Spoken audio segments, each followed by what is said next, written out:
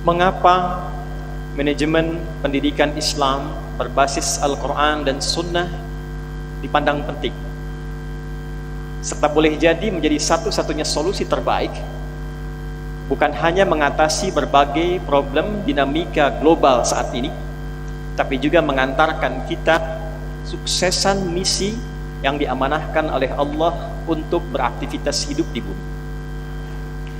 Kita mulai dengan dasar penetapan Allah dan pengangkatan kita dalam beraktivitas di bumi.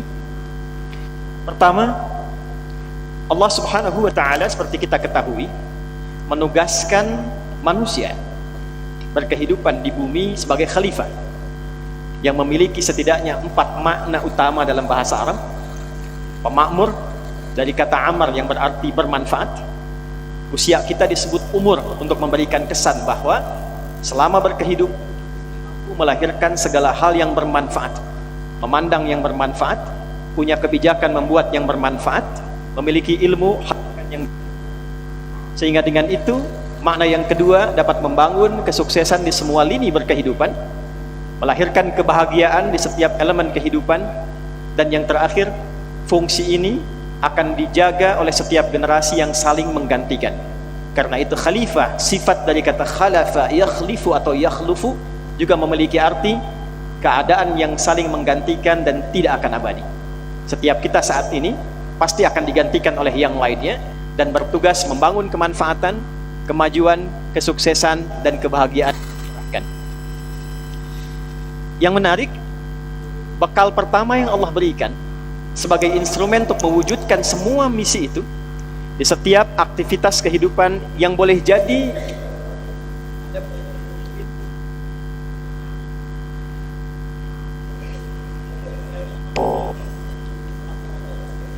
dalam berbagai aktivitas, tapi puncaknya semua bekal pertama yang Allah berikan kepada seluruh yang bertugas sebagai khalifah ini adalah pengetahuan.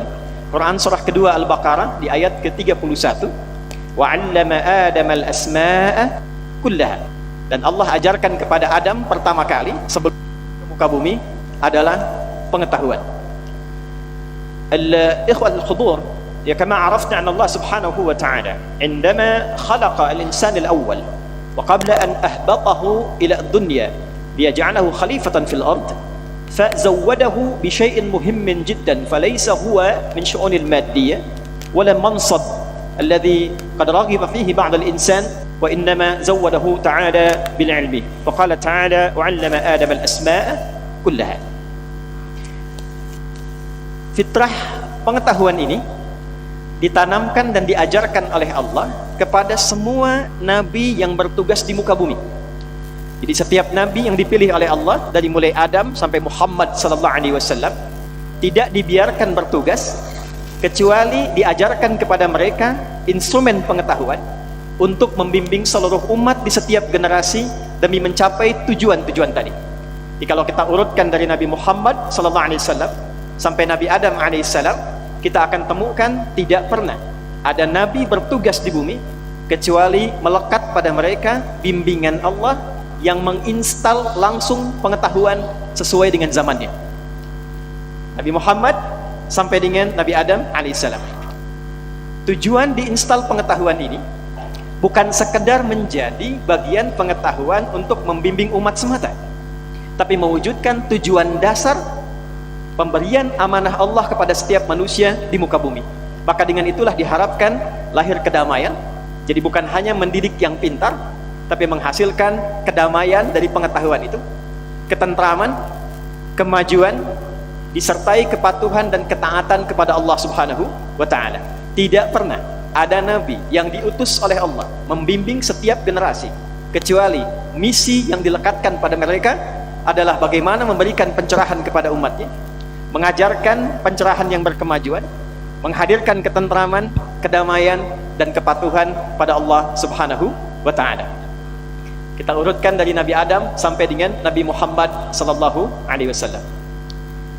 Semua hal yang terkait dengan nilai-nilai ini hasil dari pendidikan yang disandarkan pada tuntunan Rabbani ini, maka menghasilkan semua sifat tadi yang secara umum frame-nya disebut dengan Islam. Maka kedamaian, ketentraman, kebahagiaan, kemajuan, kecerahan, itu bahasa singkatnya kalau kita masukkan semua makna tadi, maka disebut dengan Islam. Berasal dari kata silmi, muncul dari situ kata salam, dan frame-nya disebut dengan Islam. Maka ketika para nabi ditugaskan untuk mengajar dan mendidik dan membawa nilai-nilai Islam, maka menyatulah di sini apa yang disebut dengan tarbiyah Islamiyah atau pendidikan Islami.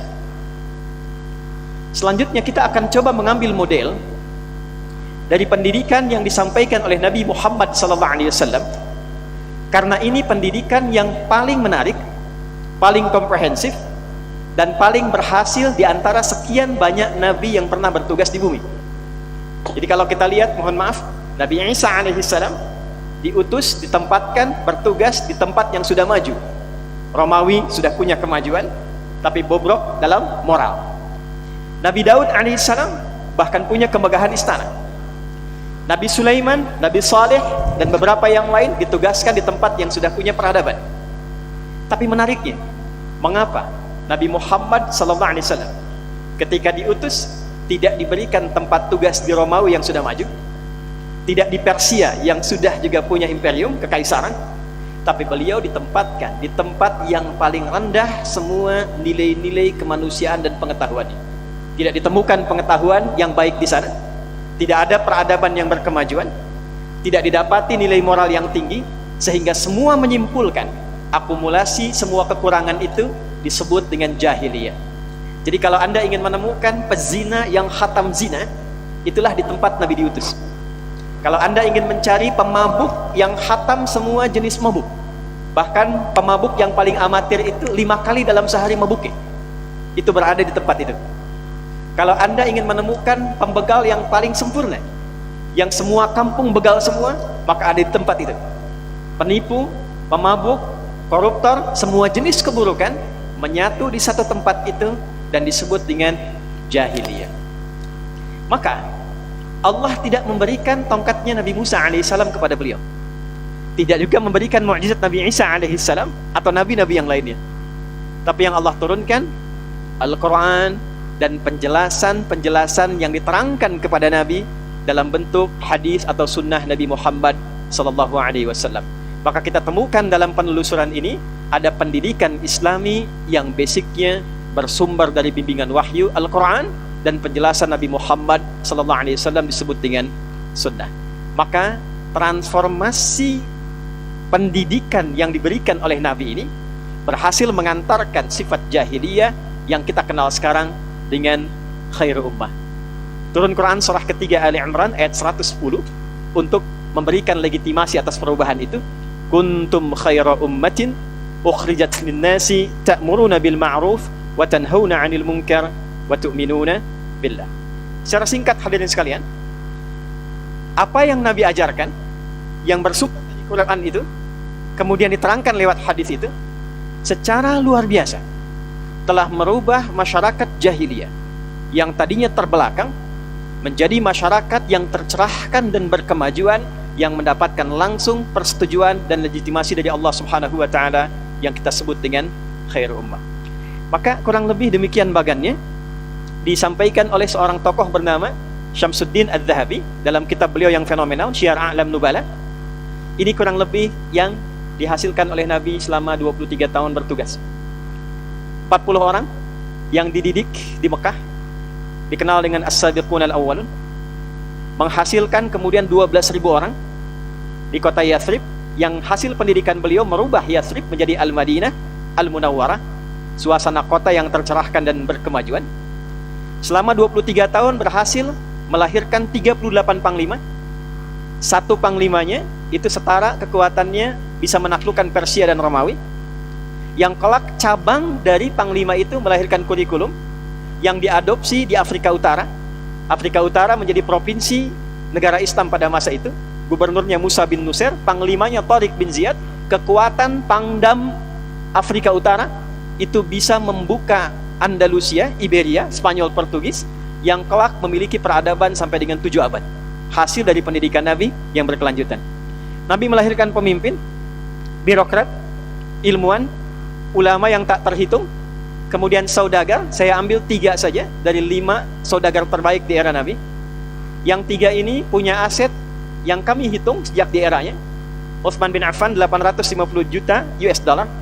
Zubair bin Awam radhiyallahu taala anhu punya aset 1 miliar US dollar. Abdurrahman bin Auf punya kekayaan kurang lebih 3,2 miliar dolar di eranya. Yang kalau kita ambil satu saja Zubair bin Awam, kita konversi ke saat ini, kami hitung itu kurang lebih setara dengan 72.000 triliun untuk hitungan saat ini. Jadi Elon Musk yang punya 3.000 triliun itu baru 1/24-nya dari orang kaya yang dilahirkan dari pendidikan berbasis Al-Quran dan hadis Nabi Muhammad SAW. Baik, apa yang diajarkan oleh Nabi dan bagaimana kelak itu menjadi kurikulum pendidikan dan dimanage oleh Nabi sehingga melahirkan manajemen pendidikan Islam berbasis Al-Quran dan Sunnah serta mengimplementasikannya dalam kehidupan kita. Pertama, hadirin sekalian, kita temukan ada pedoman pokok berupa Al-Quran. Dulu, mohon izin dengan kalimat ini, Nabi mengajarkan Quran bukan sekedar bacaan. Karena bacaan itu diajarkan oleh Nabi untuk memahami isinya. Nabi mengajarkan bacaan Quran sekaligus dengan makna dan implementasinya. Ditemukan ternyata 6.236 ayat Al-Quran itu, kalau kita keluarkan, seluruhnya akan menjadi kehidupan, kurikulum kehidupan yang sesuai dan terkorelasi dengan semua aktivitas kehidupan manusia di muka bumi. Dari Al-Fatihah sampai dengan An-Nas. Kita beri contoh misalnya, ada 70 ayat rumah tangga yang kalau kita keluarkan hasil dari ayat-ayat ini akan melahirkan keluarga yang sangat luar biasa, dan hasil dari pendidikan di keluarga itu yang kita kenal saat ini melahirkan tokoh-tokoh yang tidak hilang dalam perjalanan sejarah.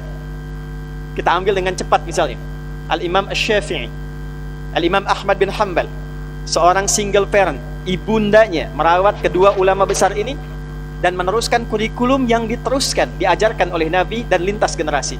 Maka hasilnya, 2 tokoh ini saja cukup mewakili seluruh orang-orang hebat yang pernah kita kenal di bumi. Ada ayat tentang bisnis, 10 ayat yang dijelaskan oleh Nabi SAW melahirkan banyak saudagar yang bukan hanya memiliki banyak harta, tapi mereka punya kesiapan untuk mensupport apapun dengan harta mereka dalam rangka menaati perintah Allah Subhanahu wa ta'ala. Ada ayat tentang peningkatan pengetahuan, 779 ayat yang ketika dikeluarkan menjadi kurikulum, itu yang melahirkan Al-Kindi, Al-Farabi, Al-Ghazali, Al-Khawarizmi, Al-Battani, Ibnu Sina, Ibnu Rushd. Semua adalah produk dari hasil kurikulum Qurani 779 ayat. Dan menariknya, ulama-ulama ini, tokoh-tokoh hebat ini, tidak pernah terlihat mereka sukses kecuali ditemukan dalam biografinya usia 7 sampai 10 tahun maksimal seluruhnya sudah hafal Quran 30 juz dan memahami tentang kurikulumnya. Ada ayat tentang tata negara berjumlah 25 ayat. Ada ayat tentang hukum pidana berjumlah 70 ayat. Ada ayat tentang hukum acara berjumlah 13 ayat. Ada ayat juga terkait dengan aspek-aspek yang sekarang kita dapati di militer, di kepolisian. Bahkan kalau kita telusuri, ada ayat dasar-dasar yang terkait dengan tugas-tugas KPK sekarang misalnya. Dan kalau kita rumuskan, inilah yang menjadikan ayat-ayat ini sebagai dasar, bahkan value-nya bisa diberikan kontribusinya kepada nilai-nilai ketatanegaraan yang menghasilkan negara-negara maju, mencerahkan dan mendapatkan ridha Allah Subhanahu wa ta'ala. Imam Al-Mawardi dari semua ayat-ayat ini berhasil merumuskan satu pedoman yang beliau namakan dengan kitab Al-Ahkam As-Sultaniyah, kitab undang-undang tentang rumusan hukum tata negara. Hadirin secara cepat, ayat tadi itu tidak berdiri sendiri. Jikalau Anda bertanya bagaimana kita menemukan kurikulum tentang membangun pengetahuan di kampus misalnya, kurikulum tentang bisnis, kurikulum tentang menata pasukan militer yang kuat, bagaimana mengeluarkan ayatnya, seperti apa implementasi value-nya, maka para ulama kita telah mengeluarkan satu konstruksi implementasi dari ayat-ayat ini melalui kodifikasi kitab-kitab hadis yang tersambung pada sunnah-sunnah Nabi Sallallahu Alaihi Wasallam. Kita beri contoh, misal ada kitab Sahih Al-Bukhari. Umat Islam kekinian melihat kitab hadis itu hanya sekedar kitab hadis sabda Nabi selesai. Padahal Imam Al-Bukhari menyusun kitab hadis ini untuk mengeluarkan semua kurikulum pendidikan di Al-Quran yang pernah dijelaskan oleh Nabi. Karena itu beliau sebutkan dengan nama Al-Jami As-Sahih Al-Musnad Al-Mukhtasar min umuri Rasulullah sallallahu alaihi wasallam wa sunanihi wa ayyamihi. Kata beliau, kitab ini khusus saya susun untuk mengeluarkan kurikulum kehidupan yang diajarkan oleh Nabi, yang bersumber langsung dari Rasulullah dan implementasinya selama 24 jam dari Nabi. Berisi 97 topik, 7.235 hadis, dan setiap topik berisi subtopik sesuai dengan kepentingan kurikulum hidup kita. Jadi kalau Bapak Ibu sekalian mengeluarkan tentang bimbingan pendidikan untuk anak-anak sekolah, dari mulai kecil tingkat KB sampai dengan perguruan tinggi, Anda membuka topik ketiga Kitabul Ilmi, didapatkan kurang lebih 50 hadis, ayatnya ada di sana, subtopiknya ada di sana, bagaimana belajar yang efektif, menempatkan waktu untuk belajar, mengulang pelajaran, menghilangkan rasa lupa, itu terdapat di satu topik saja dari 97 topik. Tidak ada satupun ulama-ulama hebat yang belajar tumbuh jadi ilmuwan masa depan yang luar biasa kecuali mereka khatam bimbingan ini. Imam Muslim misal mengumpulkan jejak Imam Al-Bukhari, lalu menghadirkan 4.000 hadis disusun dalam 43 bab topik dalam kitab beliau yang terkenal dengan nama Sahih Muslim. Kalau kita buka, di dalamnya pun menyempurnakan kurikulum Al-Imam Al-Bukhari. Misal, di Imam Al-Bukhari, Sahih Al-Bukhari, kita tidak temukan tentang kurikulum tata negara, menata pemerintahan. Maka di Sahih Muslim, kita temukan namanya Kitabul Imarat. Topik tentang bahasan-bahasan pokok di bidang pemerintahan. Sekarang kita punya persoalan yang luar biasa di bidang korupsi. Itu ada di topik yang ke-13, bahasan khusus terkait pengentasan atau penghilangan nilai-nilai koruptif. Bagaimana menghindari gratifikasi, bagaimana menghindari sogok menyogok, bagaimana peluang-peluang bisa terjadi yang, mohon maaf, mereduksi nilai-nilai pemerintahan yang terbaik dalam konteks negara yang stabil. Maka Imam Muslim sudah merumuskan itu dan mengambil kurikulum dari Al-Quran dan hadis-hadis Nabi Muhammad SAW. Jadi kalau kita sekarang punya persoalan, sapi masih makan rumput, tapi manusianya sudah makan aspal dan jalan, itu 15 abad yang lalu, itu sudah ada pengentasan dan solusinya. Nah, semua kurikulum tadi, itu ternyata tidak berhenti di era Nabi. Karena value dari Al-Quran dan hadis itu salihun likulli makan wa zaman. Anda tidak temukan era Nabi saja yang maju di Madinah, tapi dibawa kemudian oleh era sahabat ke Mesir jadi peradaban, dibawa ke Andalusia jadi peradaban, dibawa ke Maroko, Marokonya maju, dibawa ke Tunis, Tunisnya maju, dibawa ke Nusantara setelah gugurnya dan menipisnya era Majapahit pada masa itu, ternyata melahirkan kesunanan yang maju. Riset kami menunjukkan semua orang-orang yang pernah memimpin di Nusantara ini ternyata bukan hanya ilmunya, nasabnya pun tersambung. Saya beri contoh, mohon izin, mohon maaf.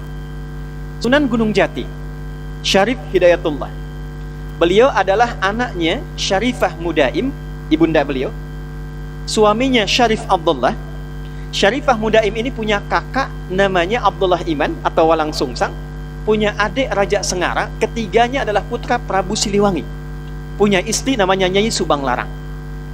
Syarif Abdullah, ayahnya Sunan Gunung Jati, itu ternyata adalah ayah keturunan yang tersambung juga pada pendiri Muhammadiyah, Kiai Haji Ahmad Dahlan. Jadi kalau kita urutkan misalnya Kiai Haji Ahmad Dahlan bin Kiai Abu Bakar bin Kiai Sulaiman bin Kiai Ilyas bin Demang Jurang Juru Kapindo bin Demang Jurang Juru Sapisan bin Kiai Gerbek, Kiai Gerbek 1, Kiai Gerbek 2, Gerbek 3, Gerbek 4 ke atas, itu kakek buyutnya Bapak Erlangga Hartarto. Ke atas Azmat Khan bertemu dengan Syarif Abdullah, Syarif Abdullah bertemu dengan Ahmad Jumadil Kubra yang makamnya ada di pertigaan Semarang ke arah Demak. Sebelah kiri ada masjid, atasnya ada kubah kuning, kanannya dorihnya. Kemudian ke atasnya Mujahidin, ke Al-Husain, adiknya Al-Hasan, anak Ali bin Abi Thalib, suami dari Fatimah Az-Zahra, putri dari Muhammad sallallahu alaihi wasallam, bin Abdul Muttalib, bin Hashim, bin Abdul Manaf, bin Qusay, bin Murrah, bin Kilab, bin Ka'ab, bin Ghalib, bin Mihr, bin Fihr, bin Nadar, bin Kinab, Uzaimah, bin Mudrikah, bin Mudar, bin Ma'ad, bin Adnan, bin Adri, bin Muqawwam, bin Nahur, bin Tarikh, bin Ya'rub, bin Yasjub, bin Ismail alaihi salam, bin Ibrahim alaihi salam, bin Azar atau bin Nahur, bin Amir, bin Kinan, bin Arfakhshad, bin Sam, bin Mihlil, bin Nuh, bin Mihlil, Matushalah, bin Kinan, bin Anwas, bin Tis, bin Adam alaihi salam.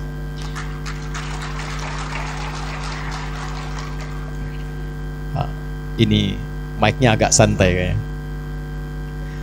Jadi nasabnya bersambung, ilmunya bersambung. Dan Kiai Haji Ahmad Dahlan pun itu hanya mengeluarkan satu surah dalam Al-Quran, yaitu surah Al-Ma'un, yang dengan value, nilai-nilai surah itu, dan beliau khatam penjelasan sunnah-sunnah nabinya. Itulah cikal bakalnya yang mengeluarkan kemuliaan-kemuliaan amal usaha di Muhammadiyah yang berwujud PKU, berwujud juga panti-panti yatim, pusat-pusat pendidikan, dan dari satu ayat Quran surah ketiga Ali Imran ayat 104, lahirlah Persyarikatan Muhammadiyah yang abadi melewati satu abad sampai dengan kini.